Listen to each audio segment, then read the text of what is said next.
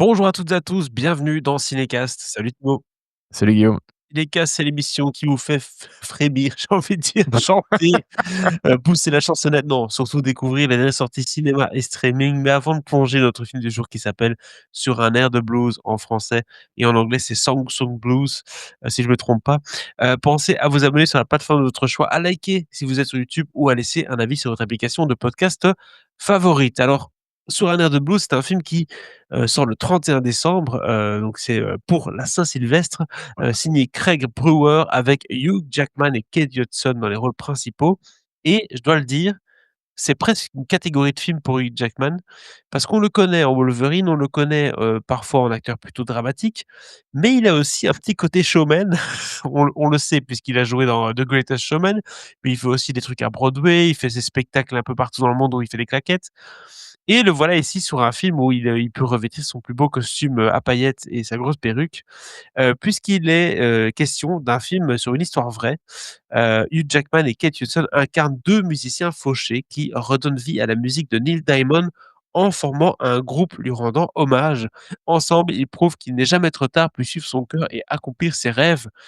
C'est un peu le la suite de la destinée du personnage, dans, comment ça s'appelle ce allez, je l'ai plus, Le Grand Bain, tu vois? Celui qui Ah oui, fait les oui, reprises là. d'accord. Oui, OK, d'accord. Oui, effectivement. Oui, Heu, je Par fais des contre, avant que parallèles. tu passes à la bande annonce, le film, alors il sort bien en France le 31 décembre, mais il sort en Belgique le 24. Donc voilà, ça donne, Ah! D'accord, ah surprise, oui. surprise.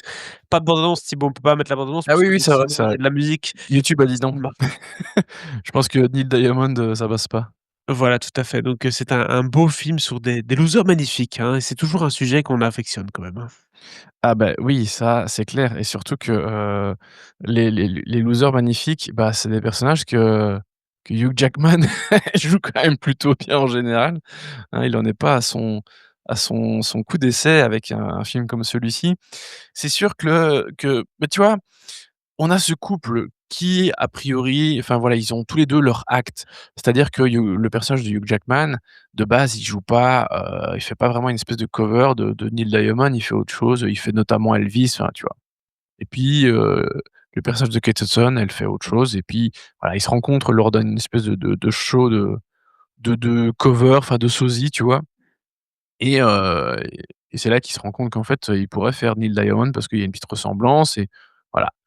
Donc finalement, ils vont se retrouver. Tous les 2 sont divorcés, séparés, ils ont chacun une fille, de leur côté et évidemment l'amour va, les rassembler.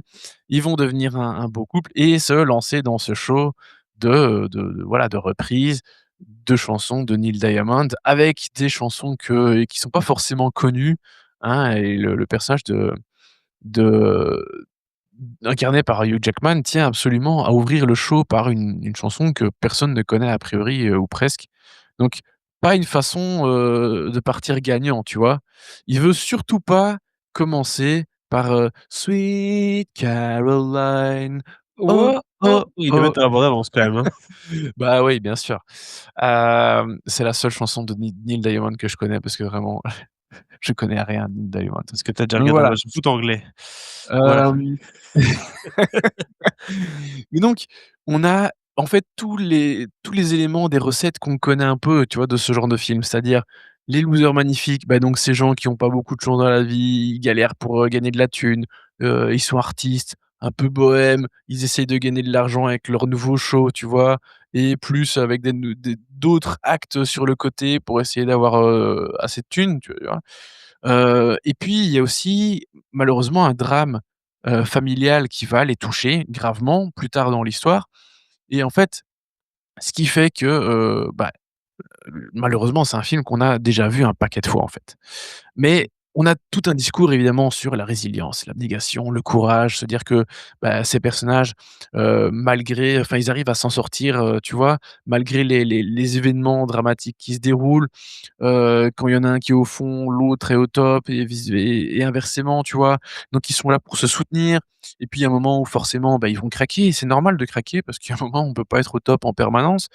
Hem, donc voilà, en fait, la trajectoire des personnages, bah, j'ai déjà vu 15 000 fois au cinéma, chaque année, on la voit un paquet de fois aussi, donc je suis là: «Oui, bah, oui, je connais, en fait».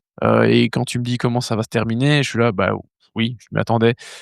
Ce qui est pas très grave en soi, parce qu'on a quand même des personnages qui sont touchants et c'est là que, bah, c'est l'élément qui est important, en fait, pour moi parce que peu importe le type de film qu'on va voir, forcément chaque année, on voit des films qu'on a déjà vus plein de fois.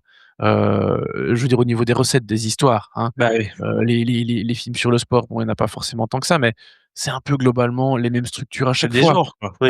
Voilà et bon, les films d'horreur, c'est toujours enfin, c'est souvent un peu les mêmes trucs, donc voilà, il y a un moment où le cinéma et alors on peut même parler de la littérature, hein, de façon plus large, mais globalement, tout presque a déjà été écrit, ou fait ou pensé à un moment.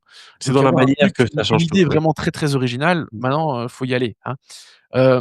Donc voilà, ces recettes, on les connaît et c'est pas grave parce qu'elles nous satisfont toujours et on est toujours content de les revoir. C'est juste qu'il y a plus de surprises et donc quand tu as des personnages, bah, c'est important qu'ils soient touchants, c'est important d'avoir quand même une certaine empathie pour eux et d'avoir envie de les suivre dans leur aventure et l'aventure de ces personnages-ci, bah, elle est quand même assez intéressante parce que, heu, il y a notamment une anecdote alors je sais plus dans quel trou, des États-Unis il se trouve, ah oui, dans Milwaukee, voilà, au Milwaukee, hein, c'est quand même pas, c'est pas New York, c'est pas Los Angeles, quoi, c'est vraiment le trou du Non. cul du monde et ils vont quand même se retrouver avec une espèce de cover band de Neil Diamond, au début des années 90 à faire la première partie de Pearl Jam, dans la grande salle de la ville, locale. Je sais plus quelle ville c'est quand même une grosse ville, hein, on l'a toutes, déjà entendu, mais les mecs se sont retrouvés à faire la première partie de Pearl Jam, qui est un de mes groupes préférés. Donc ça c'est j'étais content, je lui ai donné une étoile de plus, rien que parce qu'il y avait, un mec qui jouait Eddie Vedder, qui le jouait bien d'ailleurs, hein. Il avait la bonne attitude, les mêmes shorts et le pied sur, les baffles devant, donc ça fonctionnait bien. Mais voilà, c'est quand même des gens qui ont une trajectoire un petit peu atypique quand même, tu vois? Mmh mh. Donc il y a toujours des petits moments sympathiques.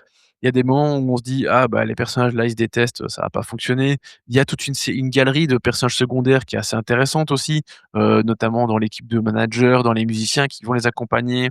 Les 2 filles, la fille du personnage de Hugh Jackman et la fille du personnage de Kate Hudson, bah, sont 2 ados qui, bah, elles sont obligées de se côtoyer parce que leurs parents sont ensemble et qui évidemment vont quand même se lier, d'amitié et tout, donc il y a des choses sympathiques, voilà. Mais et c'est ça qui est vraiment dommage, c'est que c'est ultra classique. La mise en scène est vraiment carrément anecdotique. Il y a des passages où ça devient limite un peu interminable, c'est trop long. Il y a plein de trucs qui font redite, tu vois? Et comme Mmh tu mh. connais l'histoire, bah, en fait, il y a un moment où, on s'ennuie un petit peu, tu vois? C'est un peu l'encéphalogramme plat et malgré le fait que les personnages soient touchants, bah, il y a pas beaucoup d'émotions et ça, c'est assez dommage parce que en fait, tu sens qu'il y a 2 comédiens qui sont là, qui se font plaisir et le duo Hugh Jackman-Kate Hudson, il fonctionne à fond et Kate Hudson, j'ai l'impression qu'elle a un petit, revival là depuis quelques années. J'ai l'impression qu'on la revoit un petit peu plus alors que c'était fait assez discrète, milieu des années enfin 2010 là, même jusque début 2020. Là, j'ai l'impression de la revoir un petit peu, depuis, 2-3 ans. Je me dis: Mmh «Ah mh. bah chouette» parce qu'elle fait ce qu'elle fait très bien. Et son duo avec Hugh Jackman fonctionne super bien. Donc j'aime vraiment bien les personnages en soi, je les trouve touchants et tout, mais voilà, c'est juste que malgré les moments qui vont un peu sortir du lot, que ce soit par rapport à, le drame familial qu'il traverse, ce qu'il va évoquer et puis les moments un peu rigolos ou surprenants, notamment, ils vont se retrouver dans un bar, face à un club de motards. Tu te dis: «Mais qu'est-ce que» il y a une espèce de cover band de Neil Diamond dans un club de bikers. Enfin, c'est pas le Je style, vois le quoi. genre. Donc oui, il y a des petits moments cocasses. Cette première partie de Pearl Jam, enfin voilà, il y a 2-3 petits moments un peu chouettes, mais Mmh. je trouve il ressort pas grand chose de ce film malheureusement. Donc c'est un peu anecdotique et c'est pas l'autre grand film musical de Hugh Jackman, même si je trouve que Greatest Showman n'est pas un grand film musical, mais ou Les Misérables non plus. Mais soit, voilà, je trouve que c'est un X-ième film un peu musical, enfin musical pour Hugh Jackman qui est, un peu anecdotique. Parce que alors c'est pas une C'est comédie musicale, hein, ils font que, entre guillemets, «chanter du Neil Diamond», quoi. ce qui Mais voilà, ce qui ce qui n'est pas rien, mais de nouveau, un peu comme Penguin Lessons dont on a parlé, récemment, c'est un film qui met du baume au cœur, c'est un film qui va bien avec les périodes des fêtes de Noël, voilà, c'est un film qui a un message un peu, on va dire, positif sur, le fait de renouveler sans cesse dans sa vie des choses, entreprendre des idées, d'y aller, d'oser et donc Exactement. forcément, c'est des messages, qui sont positifs avec les temps qui courent et avec les fêtes. Donc je pense qu'on est un peu sur la même note, hein, non? 2 étoiles, c'est ça? Bah oui, 2 étoiles parce que voilà, les thématiques on les connaît, ça parle de plein de choses, hein. Ça parle de l'alcoolisme, hein, des parents célibataires, du fait Oui, mais d'élever ça sa parle fille de correctement, de enfin, rock'n'roll. enfin, de la maladie slash et cetera. Enfin, tu vois le truc, hein, donc voilà. On connaît tout ça, ça le fait relativement bien et malgré les deux trois scènes un peu plus enfin, avec un peu plus d'émotion, tu vois? Globalement, c'est quand même assez, voilà, Voilà, c'est linéaire. la dinde annuelle de Noël qui est qui est bonne, mais sans plus. Voilà pour, cette critique du film sur un air de blues. Ce sera le sous-titre de la critique Thibaut. Oh mon Heu, Dieu, le temps que cette année se termine. on se dit à très, très bientôt pour une nouvelle critique. Abonnez-vous au podcast sur la plateforme de votre choix. Ciao, ciao. Ciao, ciao.